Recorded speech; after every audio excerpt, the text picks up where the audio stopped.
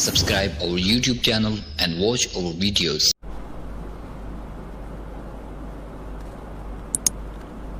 देखिए, दो या तीन दिन पहले इलाहाबाद हाई कोर्ट में फैसला दिया है कि जितने भी तबलीगी जमात के लोगों को उत्तर प्रदेश की योगी हुकूमत बग़ैर किसी वजह के और गैर कानूनी तौर पर जिनको क्वारंटाइन के नाम पर बावजूद इसके कि उनके तीन रिपोर्ट्स कोविड के नेगेटिव आ चुके हैं, उनको वहां पर रोक रखा है। तो इलाहाबाद हाई कोर्ट ने उनको फौरन उत्तर प्रदेश गवर्नमेंट को कहा है कि उनको जाने की इजाज़त दी जाए। तो मुझे उम्मीद है कि इंशाअल्लाह ताला उत्तर प्रदेश की सरकार, जो योगी चीफ मिनिस्टर है, जो गैर ज़रूरी इन लोगों को रोक कर रखे थे, उससे कई तबलीगी जमात के लोग, मुझे यकीन है कि इलाहाबाद हाई कोर्ट के फैसले के बाद ये अपने अपने रियासत को, अपने अपने शहर, अपने घर को वापस जाएंगे। रहा सवाल कि जिस पर NSA लगाया गया है, सवाल ये पैदा होता है कि ये NSA लगाने का मकसद क्या है, किस बुनियाद पर NSA लगाया गया है, ऐसा कौन सा जुर्म उन्होंने किया है कि जिस बुनियाद पर इतना सख्त NSA उन पर लगाया जाएगा। तो मैं इसकी मजम्मत करता हूँ। अब रहा सवाल के जिन लोगों पर NSA लगाया गया है, इनका मकसद एक ही है कि इन लोगों को जेल में सड़ाया जाए, ताकि 3-4 महीने जेल में रहे। उसके बाद जब मामला बहस होगा कोर्ट में या कमेटी में, तो जाहिर है उस पर कानूनी कोई जवाज ही नहीं है उन पर NSA लगाने का। ये तो कोई क्रिमिनल नहीं है, ये मुजरिम नहीं है, मगर इसके बावजूद भी इस तरह का कानून लगाना ये साफ जाहिर करता है कि उत्तर प्रदेश की हुकूमत मुसलमानों से तासुब रखती है, मुसलमानों के फलाह बहबूद के ताल्लुक से इक़दाम करने से उनको कोई मतलब नहीं है, सिवाय इसके कि बस जो मौका मिलता है बदनाम करें।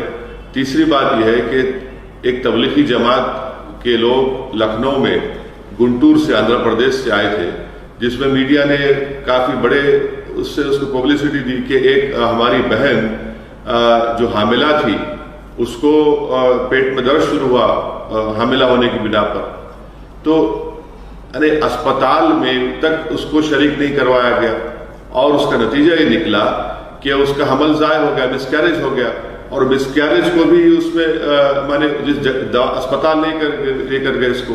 तो इस तरह से वाक़यात हो रहे हैं, और जिससे साफ तासुब का इज़हार होता है।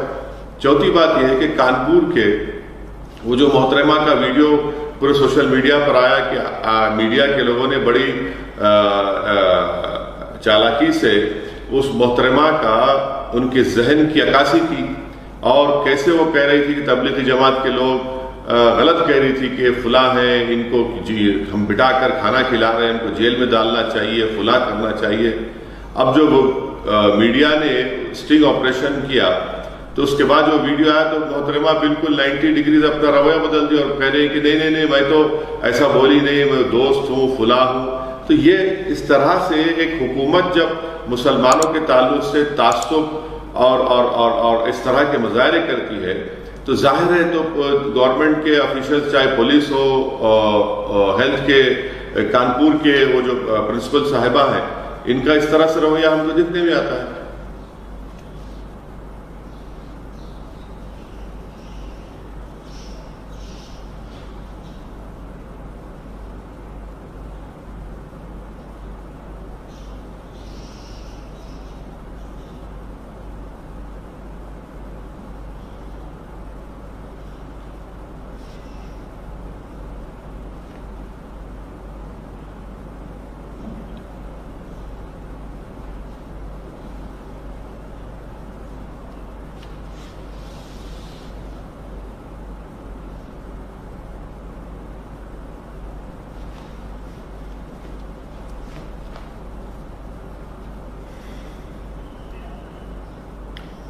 देखिए, दिल्ली फसादात के बाद जब पिछले पार्लियामेंट के इजलास में, सेशन में दिल्ली फसादात के ऊपर जब लोकसभा में बहस हुई थी, उस बहस में मैंने अपनी तकरीर के बाद جب وزیر داخلہ جناب امت شاہ کا بیان ہوا، میں نے اسی وقت میڈیا کے سامنے آ کر کہا تھا کہ وزیر داخلہ کے لوک سبھا میں تقریر کے بعد میں یہ کہہ سکتا ہوں کہ دلی میں مرنے والے مسلمانوں کو، دلی میں جو 20 سے زائد مساجد کو نقصان یا شہید کیا گیا، یا ہزاروں کی تعداد میں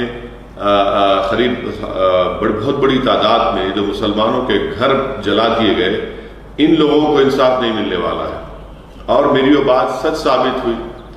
کانسپریسی کا ایک ایف آئی آر بنا کر ان مختلف طلباء اور طالبات کو گرفتار کرنا، میں وزیر داخلہ سے اور دلی پولیس کے کمشنر صاحب سے پوچھنا چاہوں گا کہ کیا آپ یہ پیغام دینا چاہ رہے ہیں کہ 40 کے قریب جو مسلمانوں کا قتل کیا گیا دلی فسادات میں، وہ مسلمانوں نے کیا؟ کیا جو 20 سے زائد مساجد جو جلا دی گئی یا نقصان پہنچا، کیا مسلمانوں نے کیا؟ ایک درگاہ کو جلا دیا گیا، کیا مسلمانوں نے کیا؟ آپ بتائیے کہ یہ بالکل ہی ایک ناخلف اور ایک تعصبیت کی بہترین مثال ہے کہ کانسپریسی کے سیکشن ایف آئی آر میں ڈال کر مسلمانوں کو گرفتار کرنا، اور پھر مسلمان بھی نہیں بلکہ ہمارے ہندو بھائیوں کو بھی ایک کیس میں، جس کو ایک ویب سائٹ ہے اسکرولن نے اس بڑی نیوز چھاپی ہے، جس میں ارے جو وکٹم ہے ہندو ہمارا بھائی، اسی کو آپ گرفتار کرتے ہیں۔ جو مسلمان جس کا گھر جلا دیا گیا، جو شکایت کرتا ہے، اس کی شکایت پر ایف آئی آر ہوتا ہے، دلی پولیس اس کو گرفتار کر لیتی ہے۔ یعنی انصاف کب ہوگا پھر؟ یہی تو میں کہہ رہا ہوں کہ حکومت خود تعصبیت کی نظر سے جب مسلمانوں کو دیکھتی ہے تو ظاہر ہے ان کا تعصب، ان کا نفرت وہ پولیس کے رویے میں دکھتا ہے۔ اور یہی وجہ ہے کہ امریکہ میں یوسف نامی ان کی جو اسٹیٹ ڈپارٹمنٹ کی انٹرنیشنل جو ریلیجیس فریڈم آرگنائزیشن ہے، باضابطہ ایک رپورٹ نکال کر ہمارے ملک میں جو اقلیتوں کے تعلق سے جو بی جے پی کی حکومت میں آنے کے بعد جو واقعات ہوئے، انہوں نے اس کا نوٹ لیا، اس کی مذمت کی اور کنٹری آف کنسرن میں ہندوستان کو ڈال دیا۔ ارے بھارت کو اب ہمارا نام لیا جائے گا افغانستان کے ساتھ، ان تمام ممالک کے ساتھ جہاں پر جمہوریت نہیں ہے۔ تو یہ تو حکومت کو سوچنا چاہیے کہ یہ، میں اس کی مذمت کرتا ہوں جن لوگوں کو گرفتار کیا جا رہا ہے، یو اے پی اے لگایا جا رہا ہے، اور یو اے پی اے ایک ایسا سخت قانون ہے ہمارے ملک میں، ایک کالا قانون ہے جو، اور بی جے پی کی حکومت میں آنے کے بعد اس میں اور مزید ترمیمات کی گئی ہیں، اور اتنی سخت ترمیمات کی گئی ہیں کہ دنیا میں کسی بھی ملک میں دہشت گردی کا ایسا قانون نہیں ہے جو ہمارے ملک میں ہے۔ امریکہ ہو یا برطانیہ ہو، رشیا ہو، صرف بھارت میں 190 دن کا ڈیٹینشن پیریڈ ہے یو اے پی اے کے تحت۔ اور افسوس کی بات یہ ہے کہ 2 خواتین کو دلی کی ٹرائل کورٹ نے ان کو بیل پر چھوڑ دیا، تو بیل پر چھوڑنے کے بعد ان کے اوپر اور مزید سخت دفعات لگائے گئے، اقدام قتل کے اور یو اے پی اے لگا کر پھر ان کو دوبارہ گرفتار کیا گیا۔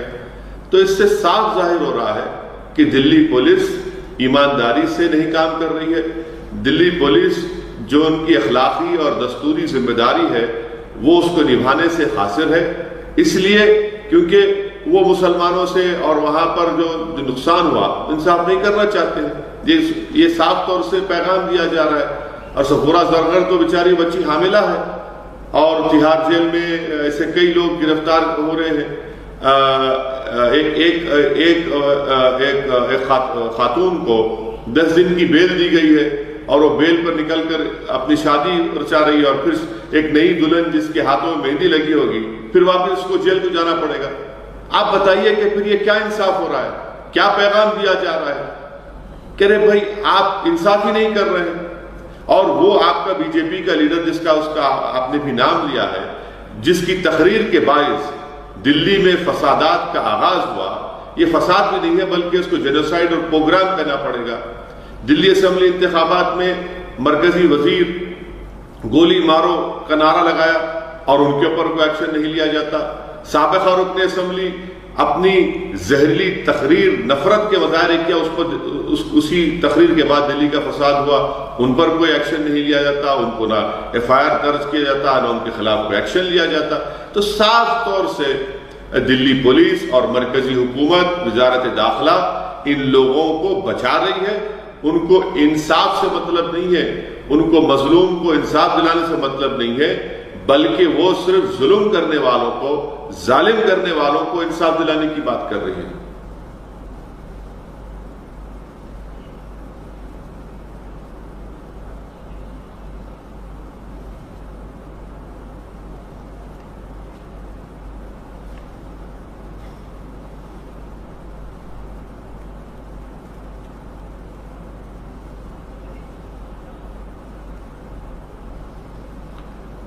دیکھیے، میں نے لاک ڈاؤن کو غیر دستوری کہا ہے. یہ ہمارے آئین کے خلاف ہے.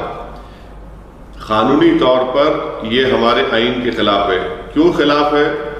اس لیے کہ ہمارے آئین میں، ہمارے دستور میں جو ریاستی حکومتوں کی اسٹیٹ لسٹ ہے کہ یہ اسٹیٹ کے حقوق ہیں اور ان معاملات میں مرکزی حکومت مداخلت نہیں کر سکتی، جس میں لا اینڈ آرڈر، نظم و ضبط ہے، پبلک ہیلتھ ہے اور پبلک آرڈر ہے. یہ سبجیکٹ ہمارے دستور میں، ہمارے ملک کے آئین میں، اسٹیٹ لسٹ میں، شیڈول 7 میں دیا گیا ہے. مرکزی حکومت غیر دستوری طور پر، غیر قانونی طور پر NDMA ایکٹ کے سیکشن 6 کو استعمال کرتے ہوئے لاک ڈاؤن کا انہوں نے استعمال کیا ہے. اور کیسے لاک ڈاؤن ہونا چاہیے، کیا کھلنا چاہیے، کیا بند ہونا چاہیے.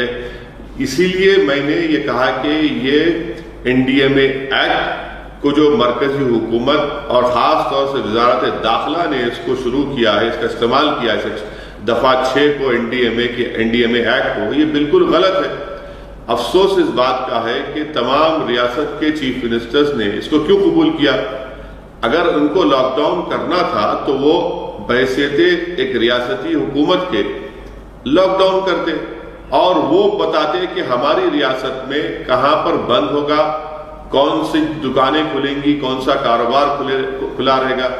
دلی میں بیٹھے ہوئے ایک IAS آفیسر کو یا دلی کی سرکار کو کیسے معلوم کہ حیدرآباد میں کون سی جگہ بند ہونا چاہیے، یا پورا حیدرآباد کیوں بند ہونا چاہیے، یا پورا اتر پردیش کیوں بند ہونا چاہیے، یا پھر پورا سیمانچل کشن گنج کیوں بند ہونا چاہیے، یا پھر پورا ممبئی کا بیت اللہ کا علاقہ صرف بند ہو اور کیوں دوسرا نہ کھلے، یا پھر مالیگاؤں پورا کیوں بند ہونا چاہیے. تو یہ ریاستی حکومتوں کی غلطی ہے کہ انہوں نے مرکزی حکومت کو اجازت دی.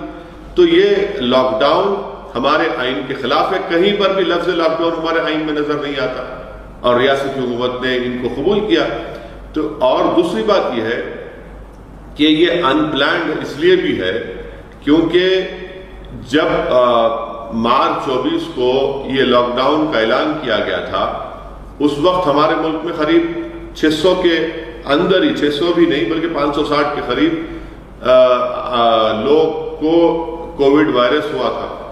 اگر ہم اسی ہفتے میں یا ایک ہفتے 24 سے لے کر 1-2 اپریل تک اگر ہم ان تمام ہمارے جو مائیگرنٹ لیبرز تھے جو خاص طور سے اتر پردیش، بہار، جھارکھنڈ، مغربی بنگال سے، اڑیسہ سے ملک کے بڑے بڑے شہروں میں جا کر مزدوری کرتے ہیں، اپنا پیٹ کاٹنے کے لیے کام کرتے ہیں، اگر ہم ان کو اسی وقت بھجا دیتے جب وائرس کم تھا تو وہ ان کے لیے بھی فائدہ مند تھا اور ان کے گھر، ان کے ریاستی حکومت کے لیے فائدہ مند تھا.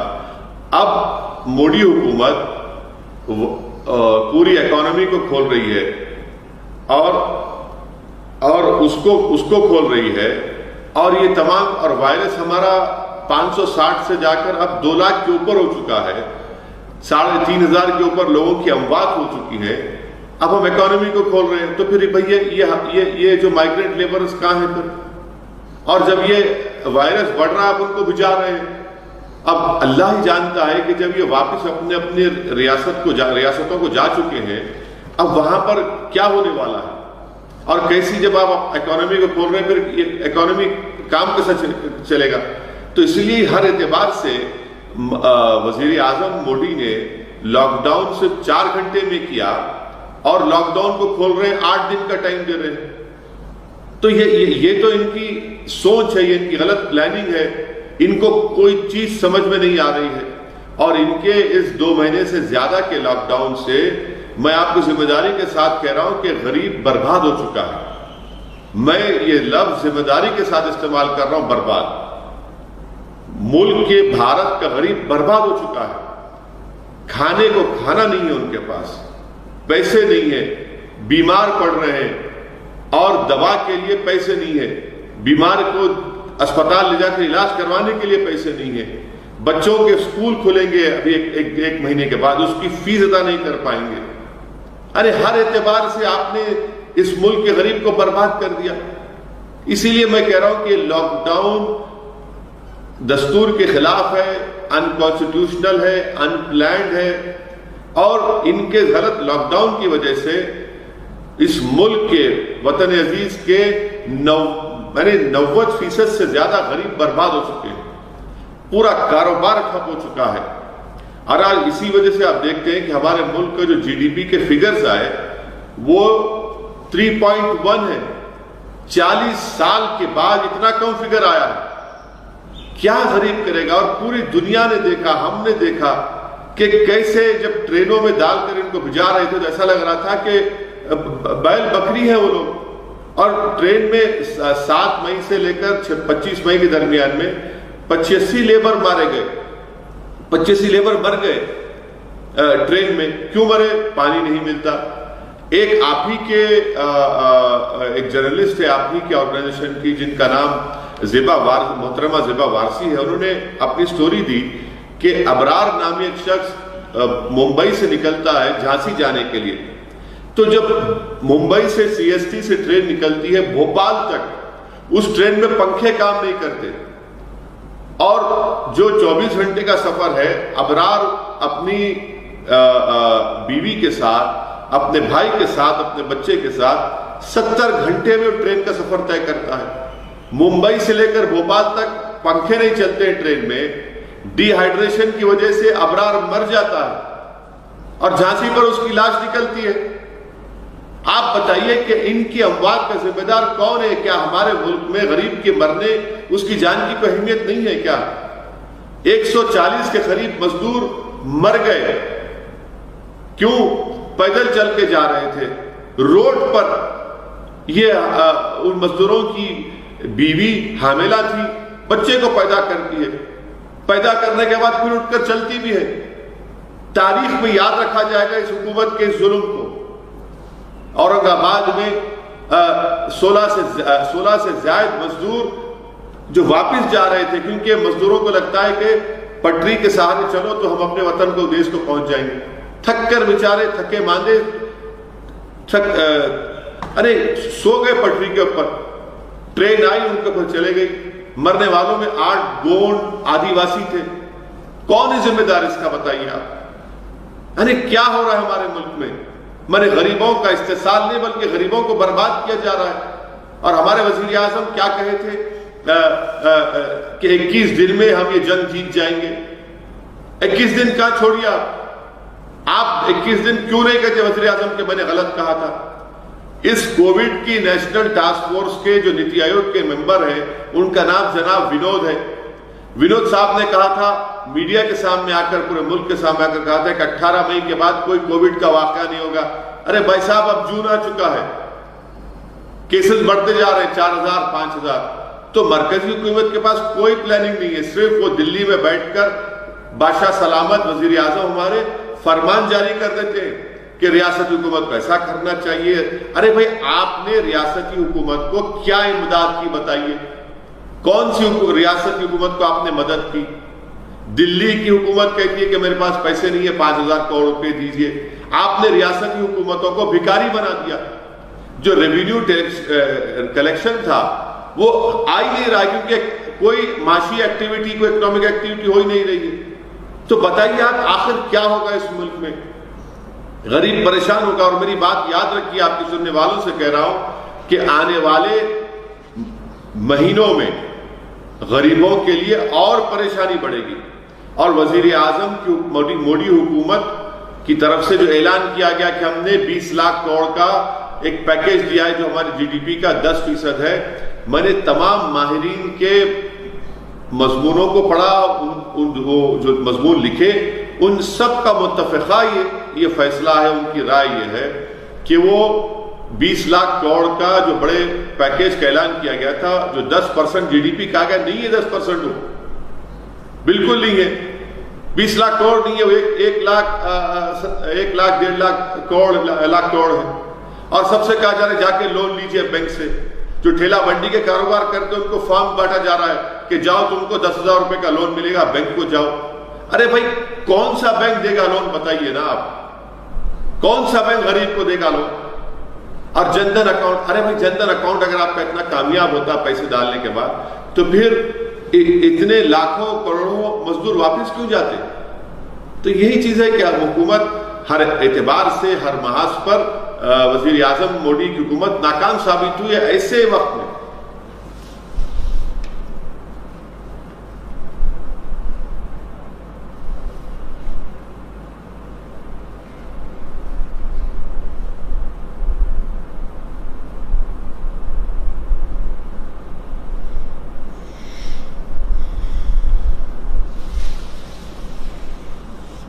جموں کشمیر میں 370 کو ختم کرنا یہ غیر آئینی ہے، یہ آئین کے خلاف ہے۔ پورے آئین میں ریاست کو ایک اسپیشل سٹیٹس دیا گیا تھا، اس کا ایک تاریخی اعتبار سے بھی دیکھا جائے، ہر اعتبار سے دیکھا جائے تو وہ غلط اقدام موڈی حکومت نے کیا۔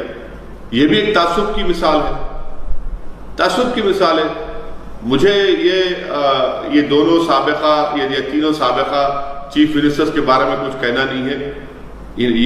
یہ لوگ جب حکومت میں تھے انہی کے بڑے غلط فیصلے کارنامے جس کی وجہ سے آج یہ تمام معصوم کشمیریوں کو ان کا دن دیکھنا پڑ رہا ہے۔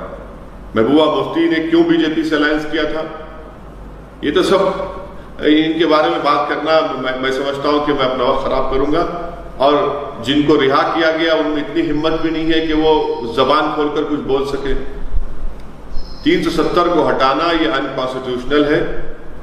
کشمیر کا ایک اسپیشل سٹیٹس تھا اور اس تمام کو بالائے طاق رکھ کر نظر انداز کر کے اس کو حکومت اپنی عددی طاقت کی بنیاد پر ایک ڈکٹیٹوریل طریقے سے اس کو ختم کر دیا گیا ہے۔ اب یہ سپریم کورٹ میں گیا ہے، ہم امید کرتے ہیں کہ انشاءاللہ تعالی سپریم کورٹ آئین کو دیکھتے ہوئے، آئین کے ان تمام حالات کو دیکھتے ہوئے جس میں تاریخ کے اعتبار سے 370 کو جموں کشمیر کے لیے، ریاست کے لیے اس وقت اس کو آئین میں شامل کیا گیا تھا، وہ سپریم کورٹ اس پر فیصلہ کرے گا۔ مگر میری رائے میں 370 کو ہٹانا ایک ان کانسٹیٹیوشنل تھا، اور یہ میری رائے ہے۔ اب رہا سوال کہ بی جے پی نے کہا تھا پارلیمنٹ میں، امت شاہ وزیر داخلہ نے کہا تھا کہ 2 اگست کے بعد اب کچھ نہیں ہوگا۔ کل 3 دہشت گرد مارے گئے۔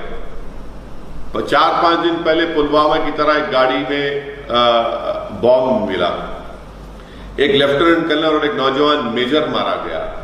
سری نگر کے ٹاؤن میں، سینٹرل سری نگر میں انکاؤنٹر ہوتا ہے، 15 سے زیادہ گھر برباد ہو جاتے ہیں۔ یعنی انکاؤنٹر کے بعد لوگ پکار کر کہتے ہیں، وہاں کے ان گھر کے رہنے والے گھر والے کہتے ہیں کہ بھئی گھر بھی برباد ہو گیا، ہمارا زیور بھی غائب ہو گیا۔ تو ان کے پاس کون سی پالیسی ہے؟ اور پھر آپ نے 370 ہٹا دیا۔ لداخ میں آج چین جا کر بیٹھا ہے۔ آج ہندو اخبار کی رپورٹ ہے کہ 2 ایکڑ زمین کے اوپر جہاں پر وہاں کے جو لوگ اپنے بیل بکریوں کو لے جا کر چرواتے تھے، وہ کہہ رہے ہیں کہ ڈیم چوک میں اور دوسرے مقامات پر 2 ایکڑ کی زمین پر چین قبضہ کر کے بیٹھا ہے۔ کیوں نہیں بی جے پی کے لوگ آج لداخ کی سرزمین پر ہر 5000 سے زائد چین کے سپاہی اس ملک کی ٹیریٹری کے اوپر قبضہ کر کے بیٹھے ہیں، ان کو نکالنے کی بات کیوں نہیں کرتے؟ اور بی جے پی کے لوگ خاموش بیٹھے ہیں، مگر یہ اتنا سیریس معاملہ ہے کہ آپ ہی کا ایک چینل پر، ہندی چینل پر، ڈیفنس منسٹر، وزیر دفاع جناب راجناتھ سنگھ صاحب نے کہا کہ ہاں چین کی فوج بڑی تعداد میں اندر آ چکی ہے۔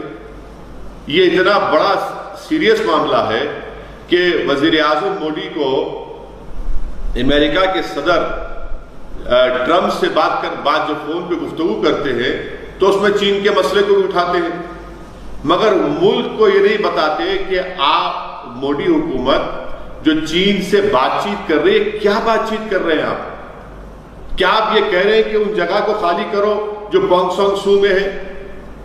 آپ پورا چین اپنے بنکر بنا کر بیٹھ چکا ہے، روڈ بنا رہا ہے، اپنی پورے ہتھیار آرٹلری کے ساتھ گھس کر بیٹھا ہے کہ کیا کر رہے ہیں حکومت ہماری؟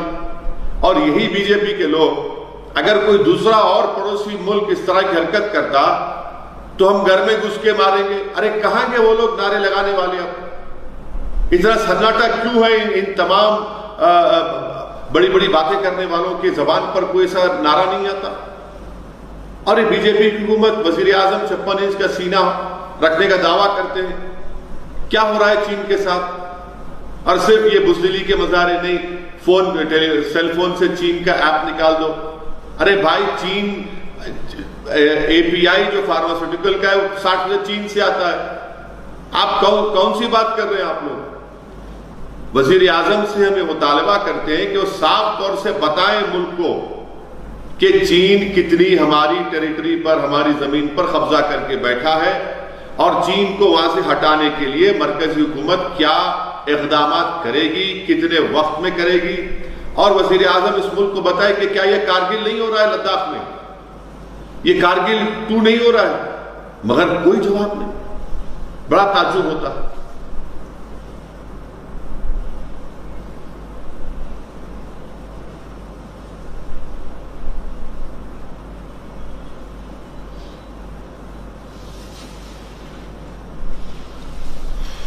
دیکھیے، CAA NPR NRC کے تعلق سے میں بھی سپریم کورٹ میں ایک پیٹیشنر ہوں، اور مجھے خوشی ہے کہ ہمارے وکیل وہاں پر جناب نظام پاشا صاحب ہیں، ایک نوجوان قابل وکیل ہیں جو ہمارے وکیل ہیں، اور مختلف سیاسی جماعت تنظیم کے ذمہ داروں نے بھی سپریم کورٹ میں کیس ڈالا ہے۔ ہم کو امید ہے کہ انشاءاللہ تعالی جب سپریم کورٹ اس پر باضابطہ اپنی سنوائی سنے گا، کیونکہ سپریم کورٹ ہی طے کرے گا کہ اس کی سنوائی کب سے ہوگی، مجھے یقین ہے کہ تمام سینئر وکلا جو اس میں ہیں، جو اس قانون کے خلاف ہیں، وہ اپنے بات کو آئین کے حوالے سے اس بات کو بتائیں گے کہ کیسے یہ آئین کے خلاف ہے، کیسے یہ ایک مذہب کے ساتھ اور ایک مذہب کی بنیاد پر اس طرح کا قانون بنایا گیا، اور یہ تمام چیزیں ہیں۔ اور انشاءاللہ مجھے یقین ہے کہ سپریم کورٹ سے ہم کو انصاف ملے گا، اور میرا ماننا یہ ہے کہ اگر یہ قانون برقرار رہے گا تو یہ ملک کو، جو ہمارے ملک میں، اس ملک کا کوئی مذہب نہیں ہے، یہ قانون یہ کر دے گا کہ اس ملک کا ایک مذہب ہے، اور وہ مذہب یہ بتائے گا کہ یہ اس کا ایک ہی مذہب ہے، وہ اکثریتی طبقے کا مذہب ہے، تو یہ ملک جو ہے ہندو راشٹر کی طرف بڑھے گا، بلکہ بن بھی جائے گا اگر وہ قانون رہے گا۔ تو اسی لیے اس ملک کی روح کیا ہے؟ اس ملک کی روح یہ ہے کہ اس ملک کا کوئی مذہب نہیں ہے، یہ ملک تمام مذاہب کو مانتا ہے، یہ ہمارا آئین کہتا ہے، اور ہمارا آئین یہ بھی کہتا ہے کہ جو کسی مذہب کو نہیں مانتا ہم اس کو بھی مانتے ہیں۔ یہ بھارت کی، یہ ہمارے وطن عزیز کی خوبصورتی ہے جو ساری دنیا اس پر رشک کرتی ہے، اور مجھے افسوس کے ساتھ کہنا پڑتا ہے، بڑی تکلیف کے ساتھ، کہ بی جے پی کی وزیر اعظم مودی کی حکومت نے جو دنیا جس چیز پر رشک کرتی تھی، آج اسی کو ختم کرنے پر تلے ہوئے ہیں، اس خوبصورتی کو وہ ختم کرنا چاہتے ہیں اور اس کو بدصورت کرنا چاہتے ہیں۔ تو یہ غلط ہے۔ ہم اس کے خلاف احتجاج کیے، اور انشاءاللہ تعالی احتجاج کرتے رہیں گے، جب تک زندہ رہیں گے ہم احتجاج کریں گے، کیونکہ احتجاج کرنا ہمارا جمہوری اور آئینی حق ہے، اور یہ قانون اس ملک کے دستور کے خلاف ہے، اس ملک کے روح کے خلاف ہے، اور یہ مسلمانوں کو سٹیزن شپ سے دور کر دے گا، کیونکہ جب NPR NRC ہوگا اس کے جو رولز ہیں وہ کلیئر کٹ ہیں، جس طرح آسام میں آج 5 لاکھ سے زائد مسلمانوں کے نام نہیں آئے، اور فارنرز ٹریبیونل میں ان کو جا کر اپنا کیس ثابت کرنا پڑے گا، اور اگر نہیں کریں گے تو پھر ان کو ڈیٹینشن سینٹر میں ڈال دیا جائے گا، وہی حال یہاں پر بھی ہوگا۔ تو اس لیے اس کی یہ تشویشناک بات ہے، اور ہم تمام کو مل کر اس کو یاد رکھنا چاہیے، اور اس کے خلاف ہم کو ہمیشہ اپنی آواز اور صدا احتجاج کو بلند کرنا چاہیے۔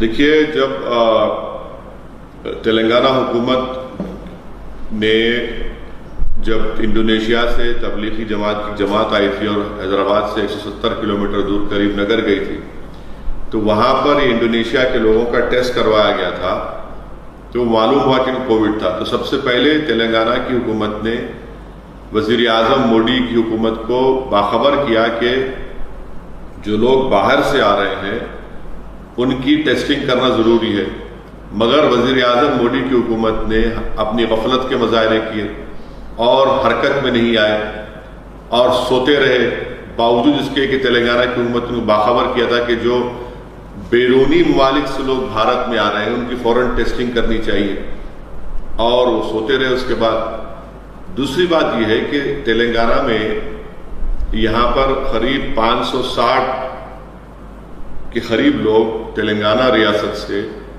دلی مرکز کو گئے تھے، اور حکومت نے جب چیف منسٹر اور ان کے تمام وزراء نے مجھ سے کہا کہ ہم کو ان لوگوں کے یہ نام ہے، ان لوگوں کو ہم کو کوارنٹائن کرنا ہے، ان کی ٹیسٹنگ کرنا ہے، تو میں شکر گزار ہوں تلنگانہ کے تبلیغی جماعت کے ذمہ داروں کا، جنہوں نے بالکل 10-12 گھنٹے کے اندر ان تمام جو نام کی فہرست دی گئی تھی جو دلی مرکز کو گئے تھے، ان کو حکومت کے زیر انتظام مختلف مقامات پر ان کا کوارنٹائن کیا گیا، ان کا ٹیسٹنگ ہوا، اور الحمدللہ وہ آج صحت یاب ہے، اللہ نے ان کو شفا دی، اور اس میں سے کئی لوگوں کی اموات بھی ہوئی، یہ بھی حقیقت ہے۔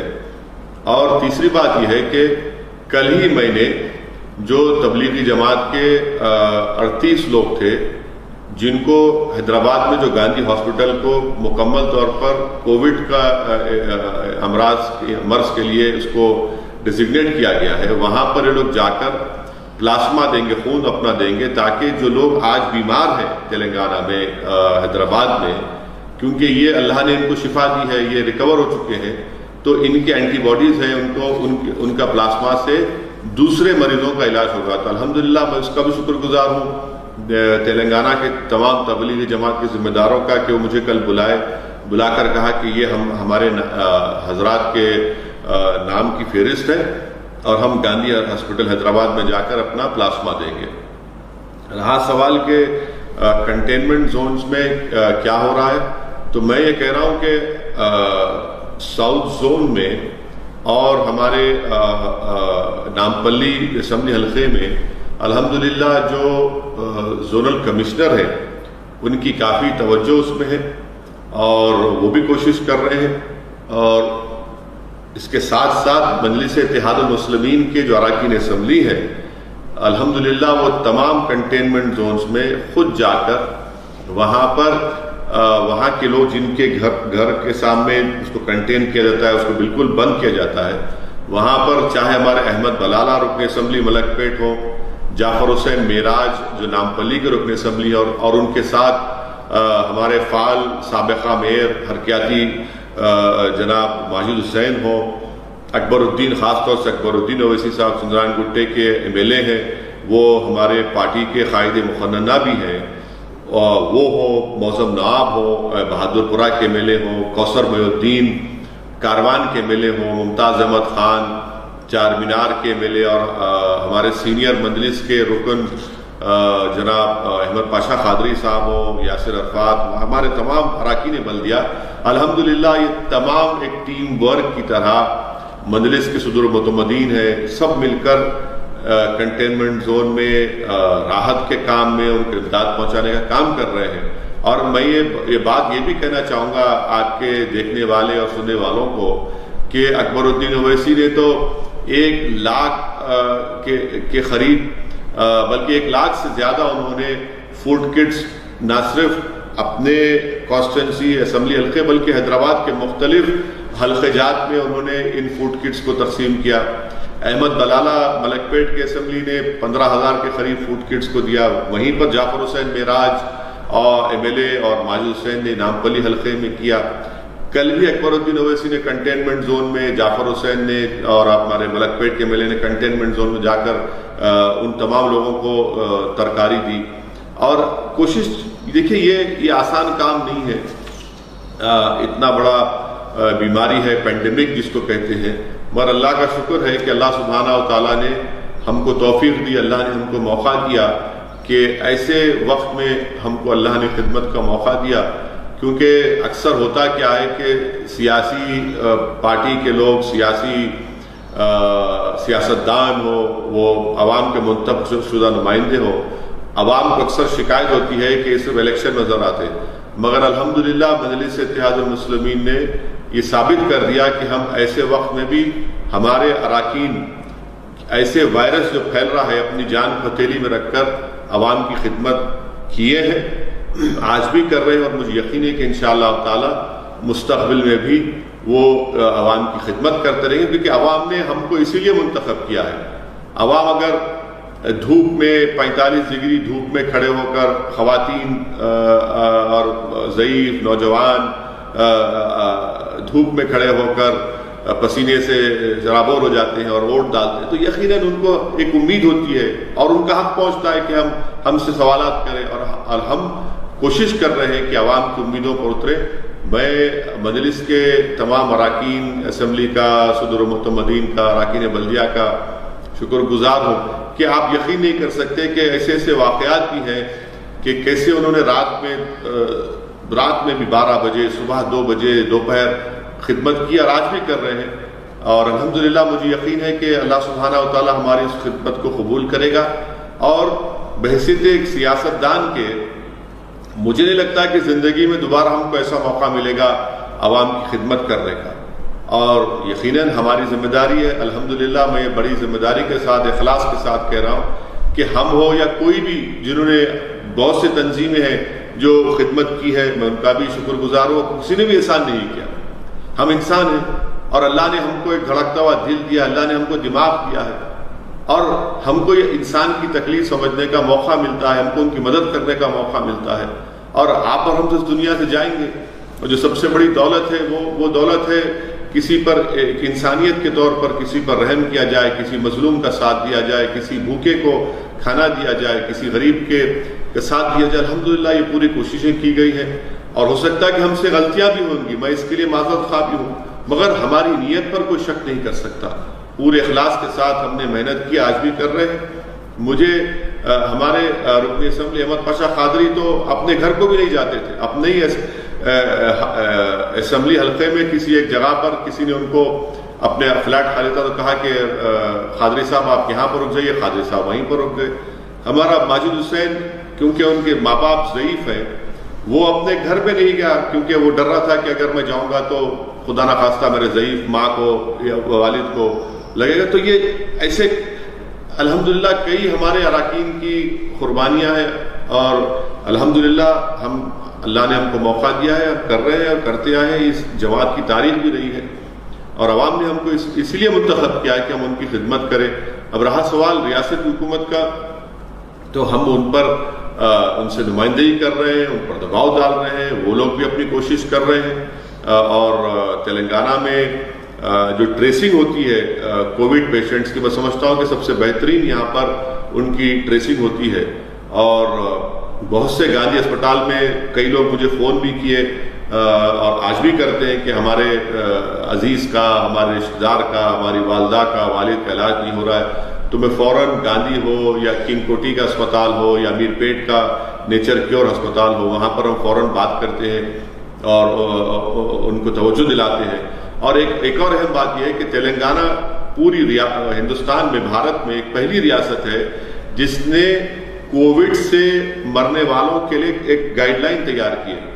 اور میں نے اس سلسلے میں جامعہ نظامیہ جو حیدرآباد تلنگانہ کی مشہور دینی درسگاہ ہے، وہاں کے مفتی خلیل احمد صاحب سے اور المعہد الاسلامی کے مولانا خالد سیف اللہ رحمانی صاحب سے، مفتی غیاث صاحب سے، ان تمام مفتی اکرام سے ہم نے مشورہ کر ریاست حکومت نے مجھ سے کہا کہ آپ بات کریے.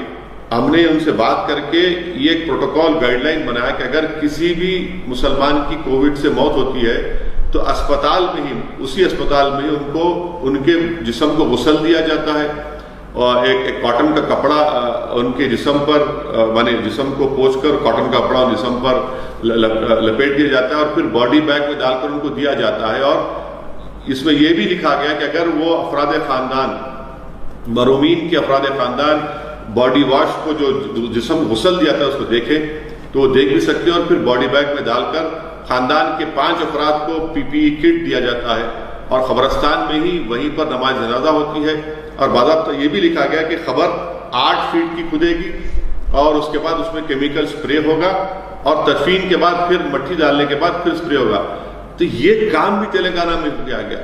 آندھرا ہماری پڑوسی ریاست میں ایک بہت بڑے گنٹور کے مفتی تھے، مایاناز عالم تھے، ان کا انتقال ہو گیا کووڈ سے، تو وہاں پر ان کو تدفین کے لیے بڑی مشکل پیش آ رہی تھی. تو میں نے فوراً وہاں کے آندھرا پردیش کے ریاست کے چیف منسٹر جناب جگن موہن ریڈی سے بات چیت کی. میں ان کا شکر گزار ہوں کہ انہوں نے فوراً کہا کہ نہیں ہم ان کو برابر، یہ مسلمان ہیں، ان کو آپ کے مذہبی طور پر جو تدفین ان کے عمل میں لائی جائے گی. اور پھر انہوں نے تلنگانہ کی حکومت کا وہی گائیڈ لائنز ایشو کیے آندھرا پردیش میں. اور جب حیدرآباد میں اطراف میں جب یہ اسپتالوں میں کووڈ کے پیشنٹس کی موت ہو رہی تھی تو بہت سے لوگوں میں غلط فہمی ہے، شکوک و شبہات ہیں کہ اگر ہمارے قبرستان میں تدفین ہوگی تو اس سے بیماری پھیلے گی. غلط ہے. مگر ہم نے کیا کیا کہ مجلس کی نمائندگی پر تلنگانہ کے چیف منسٹر جناب کے چندر شیکھر راؤ نے مسلمانوں کے لیے حیدرآباد کے حدود میں تھوڑا باہر 30 ایکڑ زمین، ایک فقیر ملا کے نام سے ایک زمین قبرستان ہے، وہ قبرستان کے لیے زمین دی تھی. ہم نے وہاں پر، ہمارے مقامی احمد سعدی ذمہ دار ہیں، انہوں نے خود ایک JVC پروکلین کی مشین لا کر کئی خبریں تیار کی وہاں پر، اور ان کو لے جا کر وہاں پر تدفین عمل لائی جا رہی. تو یہ کام بھی مجلس کے ذمہ دار کر رہے ہیں. الحمدللہ ہماری کوشش ہے کہ ایسے برے وقت میں سب کو راحت پہنچائی جائے. اور میں صرف ہم اکیلے نہیں ہیں بلکہ اس میں کئی ایسے لوگ ہیں جن کو میں نہیں جانتا، ایسے کئی تنظیمیں جن کو میں نہیں جانتا. اللہ ان کی اس خدمات کو قبول کرے. اور الحمدللہ ہم نے کسی کا مذہب نہیں دیکھا، کسی کا وہ نہیں دیکھا، بلکہ اب جب بچے مدرسوں کے بہار کو جانا چاہ رہے تھے، ہمارے سیمانچل کے صدر اختر الایمان صاحب نے مجھ سے رابطہ کیا، عادل ایڈوکیٹ نے، آفتاب صاحب نے کہا کہ سر سیمانچل کے مدرسے کے بچے اپنے گھروں کو واپس جانا چاہتے ہیں. تو الحمدللہ ہم نے کئی بچوں کو ان کو ٹکٹ جو ٹرین جا رہی تھی اس میں ان کو بٹھایا، ان کا ریزرویشن کروایا. ابھی بھی ہماری کوشش ہے کہ کئی ایسے بچے جو سیمانچل کے بہار کے پھنسے ہوئے ہیں مدرسہ تلنگانہ حیدرآباد کے مدرسوں میں، ان کو واپس بھیجایا جائے. کئی ہمارے لیبرز کو، ہمارے ایک دوست ہیں جناب شاہ نواز صاحب، ان کے بیٹے وہ تک جا کر فوڈ کٹس ڈسٹریبیوٹ کیے. ہمارے بہت سے لوگ ہیں جن کا میں نام اگر نہیں لوں تو مجھے معذرت چاہتا ہوں. یہ نہیں ہے کہ میں ان کی خدمات کو اگنور کر رہا ہوں، بلکہ الحمدللہ انہوں نے جو خدمات کی اللہ اس کو دیکھ رہا ہے، اور ضرور اللہ سبحانہ تعالیٰ ان کی اس خدمات کو قبول کرے گا. اور ہم نے ایک انسانیت کے مظاہرے کی. الحمدللہ فخر ہوتا ہے کہ سرزمین دکن پر آج بھی ایسے غیور لوگ ہیں جن کے سینوں میں اللہ نے دھڑکتا ہوا دل دیا ہے. جو انسان کی تکلیف کو اپنے سینے میں محسوس کرتے ہیں، اور بلا لحاظ مذہب و ملت تمام تنظیموں نے، ذمہ داروں نے خدمت کی. نہیں سر مجھے ایک میٹنگ میں جانا ہے سر، پلیز آپ